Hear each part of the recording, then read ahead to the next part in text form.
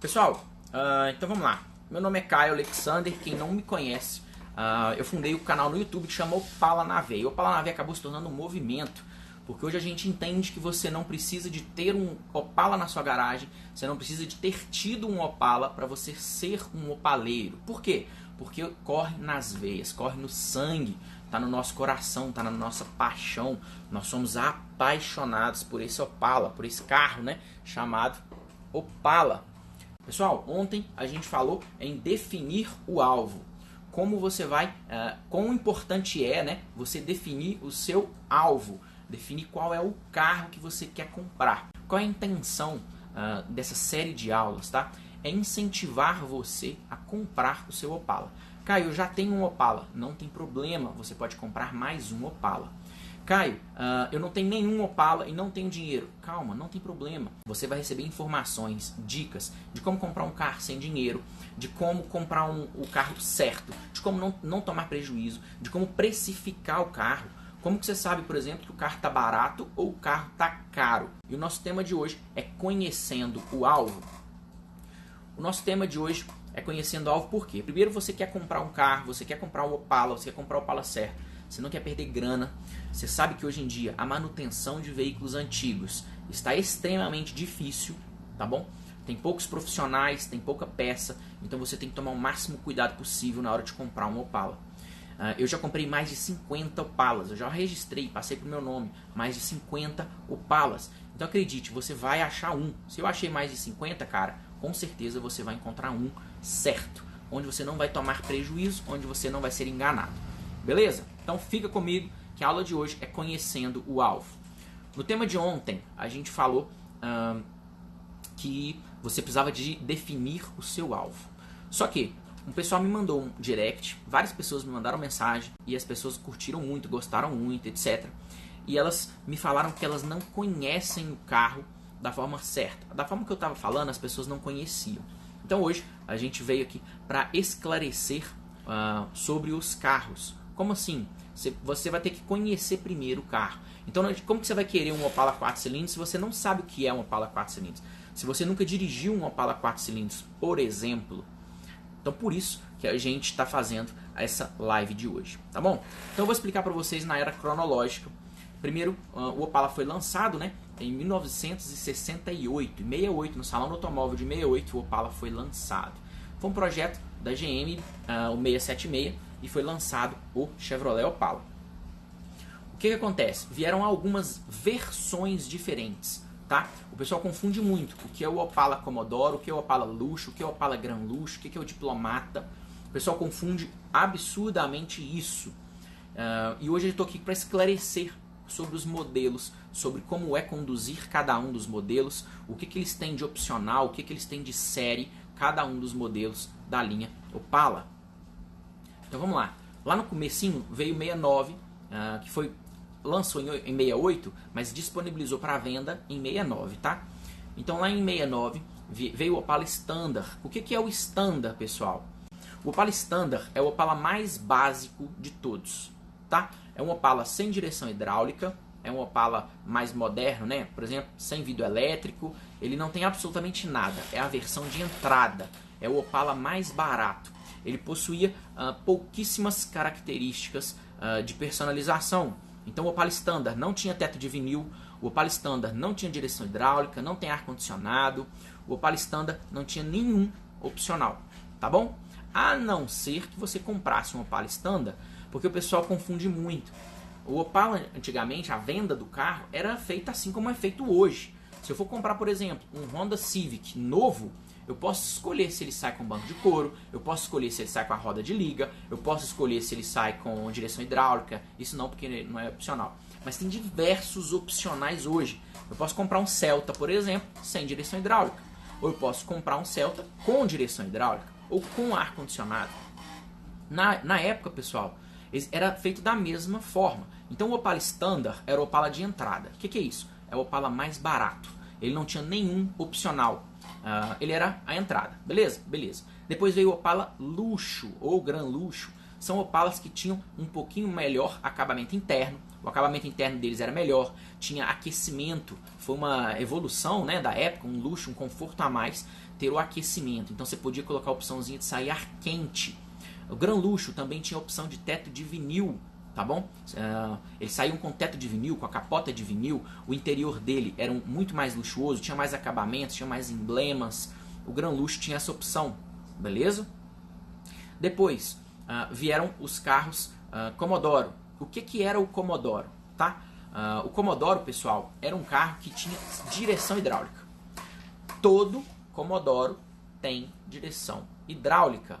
É o primeiro ponto aí a se observar. Depois do Commodoro, ele veio com teto de vinil, por exemplo. Opala Commodoro tinha a possibilidade de você pedir um teto de vinil.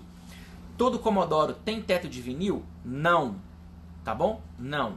Tem Commodoro que não tem teto de vinil. Mas na época, a maioria dos Commodoros que eram vendidos vinham com esse opcional, que era o teto de vinil. Caio, meu Opala é standard, eu posso colocar um teto de vinil nele? Cara, pode. Porque na época, se você quisesse lá na concessionária pagar X valores a mais, você podia pedir um Opala standard com teto de vinil. Beleza? Assim como é hoje. Pedir um Opala standard com direção hidráulica. Podia, mas não era de série. Já a série do Commodoro era de série a direção hidráulica. Beleza? Direção hidráulica, ar quente que saía no painel e também tinha a opção de capota de vinil. Inclusive era o que mais tinha.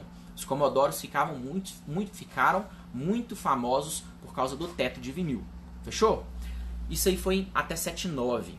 Galera, em 1980 lançou-se então o novo modelo, que foi o Diplomata. Acreditem, saiu saiu uma unidade na verdade, foi um protótipo em 1979, um Opala Diplomata 1979.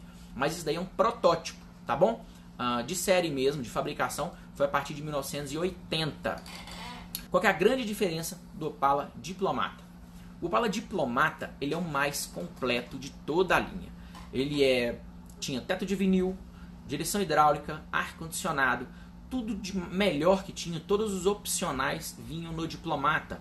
Era a série mais completa, era o top de linha. Então o Standard está lá embaixo, como veículo de entrada. No meio a gente tem o Commodoro, que vem com direção hidráulica, e depois vem o Diplomata. O Diplomata significa que ele é completo, que ele tem direção hidráulica, que ele tem ar-condicionado, tem capota, tinham várias outras tretas. O Jonaels perguntou, a gente já respondeu, a gente já falou. Beleza, Diplomata. Agora, o que a Chevrolet fez com o Standard depois de 1980? Em 1981, eles inventaram uma série especial chamada Silver Star. O que era o Opala Silver Star? O Opala Silver Star tinha pouquíssimos atraentes. Ele era um Opala Standard, básico, sem absolutamente nada, mas ele tinha um interior diferente, tá? Com uma cor diferente. Ele era meio esverdeado e tinha a opção, em 82, de câmbio 5 marchas dentro do Opala Standard. E isso daí era uma coisa que somente o Diplomata tinha, né? O Diplomata tinha um câmbio de 5 marchas ou câmbio automático. Então a Chevrolet, para alavancar a venda do Opala Standard, fez um Opala Standard melhorado, que foi a série Silver Star. Durou só entre 1982 e 1983. Em 1984 já não tinha Silver Star. Caio, mas meu tio tem um e blá blá blá blá blá. Galera, nós estamos falando do padrão, tá? A regra é essa. Tem diversas exceções. Infelizmente a Chevrolet não tinha muito padrão para fazer as coisas, tá? Ela usava maçaneta de um ano no outro, acabamento de um no outro e por aí vai. O Opala 80 tinha o interior do 79. Então a carroceria, borboleta seca, a famosa flor de lis. Isso mesmo. Salve, Magno. Então a carroceria do Opala 80 é diferente. É um Opala quadrado, mas o interior era do Opala 1979. Essa é uma característica somente do Opala 80. Beleza? 81 já muda o interior, já é o interior mais novo. Tá joia? Então vocês entenderam a diferença do Standard, do Commodoro e do Diplomata. Lá na frente, sempre respeitou isso. O que acontecia? O Diplomata tinha o lançamento. Por exemplo, ia lançar a roda ralinho. A roda ralinho com calota veio para o Diplomata. Depois que os anos foram passando, a roda ralinho com calota desceu para o Commodoro. Então o Commodoro saía com aquela roda. Por quê? Porque o Diplomata agora tinha a roda serrinha. A roda serrinha era exclusividade do Diplomata, beleza? Depois, o Diplomata ganhou roda nova. Lá em 91, 92 ele ganhou a roda do Diplomata, 92, que vocês conhecem, e a roda Serrinha então passou para o Commodore. Então sempre o Commodore herdava as coisas do Diplomata. Caio, eu tenho um Opala Commodore que tem ar-condicionado e saiu de fábrica. Pessoal, é o que eu falei, isso é uma exceção. Quando a pessoa comprou o carro, ela pediu que ele saísse com um ar-condicionado. Então o Opala Commodore ele era mais barato do que o Opala Diplomata e a pessoa queria um ar-condicionado, por exemplo, ela encomendava, pedia para sair com o ar-condicionado. Fechou? O Opala bege com interior marrom é monocromático? Sim. O interior marrom, pessoal, é o famoso monocromático. O Opala saiu basicamente com dois tipos de interior, que é o interior preto e o interior marrom, tá? As pessoas acreditam que o interior marrom é só dos carros velhos, monocromático, mas tinha carro novo também. A gente está falando aí carro até 1984 com interior monocromático. Ah, Caio, mas tem 87 também monocromático. Galera, que eu tenho conhecimento até 88, mas era uma coisa não muito convencional, porque estava saindo de moda. Estava começando a entrar interior de veludo, então quem tinha um interior antigo não queria mais aquele interior antigo. Mas ainda assim tinha no catálogo. Então se você fosse comprar um Opala 0 km e quisesse que ele saísse com o interior monocromático, poderia? Poderia, beleza? Um exemplo também é o teto de vinil. A capota de vinil, por incrível que pareça, ela poderia ser colocado até 1984, tá bom? 85 já não poderia mais a capota de vinil. É comum a gente ver um Opala 84 com vinil? Não, não é comum, mas poderia sair. Quer ver uma outra curiosidade legal? O câmbio na coluna, sabe o câmbio 3 marchas, né? Que a gente mexe. Todo Diplomata até 84 tem teto de vinil de fábrica? Não, Eduardo, é o que a gente está comentando. Não era de série, tá? O Diplomata poderia vir com a capota de vinil, tá bom? Mas acontece que a capota de vinil, ao longo do tempo, ela começou a sair de moda. Então as pessoas cada vez menos colocavam vinil. Então é difícil um Opala 84 com vinil. Mas se ele tiver vinil, era sim uma exclusividade, ele era um opcional muito bem utilizado pelos diplomatas e não Commodore, que era o mais top de linha. Voltando ao câmbio 3 marchas. O câmbio 3 marchas, pessoal, estava disponível no catálogo até 1988.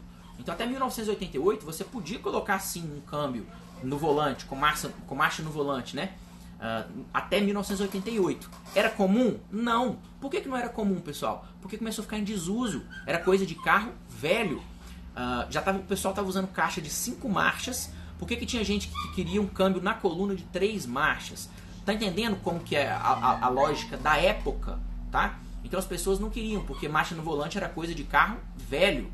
Lembrando que lá no início da produção, até 72, todos os Opalas eram marcha na coluna. O primeiro a colocar a marcha no assoalho foi o Opala SS. Então o Opala SS veio em 72 colocando a marcha no assoalho. Então qual que era a novidade da época? Era marcha no assoalho. Marcha em cima era coisa de carro velho. Sacou? Voltando. Então até 88 você poderia colocar o câmbio 3 marchas na coluna, mas não era algo normal, não era o padrão. Beleza? Da mesma forma, o interior chateau. O que era o interior chateau? O interior chateau era aquele interior vermelho, interior cor-de-rosa, né? O pessoal vê aí o interior cor-de-rosa. O interior cor-de-rosa vermelho é o interior chateau. E ele também era disponível até 1988. E eu volto a repetir, começava a se tornar coisa de carro velho. Então a partir de 88, pessoal, 89, 90, os carros foram bem mais modernizados. Por quê? Por causa da concorrência. Já veio Cadete, Monza, as outras montadoras veio Gol GTI. Então o padrão começa a mudar, o padrão da época. Então o interior de Chateau saiu de moda, o teto de vinil não era mais bem visto, câmbio 3 marchas não era algo desejável. Então o Opala começou a tirar isso daí até mesmo de catálogo. Se antes eles eram vendidos como artigo de luxo, eles começam a sair de moda. Isso acontece até hoje, pessoal. Por exemplo, o teto de vinil, o teto de vidro, né? Igual veio no estilo, veio o lançamento do estilo com aquele teto de vidro, né? Então as coisas acabam saindo de moda e saindo de uso. Beleza? SS79 tem o mesmo interior do 78? Do 78 sim, do 77 não. O interior do 77 é diferente do interior do 78. Beleza? Caio, o pano do veículo nos bancos era de fábrica? Sim, todos saíam com tecido, tá bom? Até 92 era tecido. Mas o que acontecia? A moda do momento era o couro. O Opala não saía de linha, de fábrica, lá da fábrica, da GM com banco de couro. Ele saía ou ele colocava, instalava-se o couro na concessionária. Então a concessionária vendia a opção do carro sair com banco de couro. Mas o padrão mesmo, né, até 92 lá no Collector, por exemplo, a maioria dos Collector saíram com banco de couro, que era a coisa mais luxuosa da época. Beleza? O Standard é o básico, Commodoro é intermediário e o Diplomata é o luxo. Beleza? Primeiro Diplomata, 1980. Tá joia? Espero que tenha ficado claro para vocês essa hierarquia. E a questão de motores. A questão de motores, pessoal, o que eu posso falar? Que veio sempre a opção de 4 cilindros e 6 cilindros. Os primeiros 6 cilindros não eram 4.1, eram 3.800, tá bom? Da mesma forma que o primeiro Opala 4 cilindros não era o 2.5, era o Opala 3.0. Perdão, era o Opala 2.5 também, com motor 153. O que mudava era o virabrequim. O virabrequim dele tem um curso mais alongado, é um motor mais forte, um tiquinho, mas ele evoluiu para o motor 151, tá bom? Deixa eu ver. A gente acha veludo para comprar do mesmo tecido original? Sim, tá? Lá no Brasa, em São Paulo, inclusive, tem uma loja especializada em automóveis, em tecido automotivo. Tem interior para Gol GTI, para Opala, Opala SS, tem os riscadinhos monocromático, tem o veludo. Então, ainda assim, nos dias de hoje, você consegue encontrar o estofado original, tá bom? Na mesma padronagem, no mesmo padrão do tecido original. Você quer um Opala 6 cilindros? Não adianta comprar um 4 cilindros. E o contrário é a mesma coisa. Se você quer um carro 2 portas, por que você vai comprar um carro 4 portas? Pode ser a melhor oportunidade do mundo, mas você vai acabar se frustrando, tá bom? Amanhã, então, é como você vai encontrar o seu carro. Galera, eu já encontrei mais de 50 Opalas. Eu já comprei, já passei pro meu nome, mais de 50 carros. Não é possível que você não vai encontrar um. Beleza? Então amanhã eu vou ensinar vocês como você vai encontrar o seu Opala. Te espero lá. Valeu!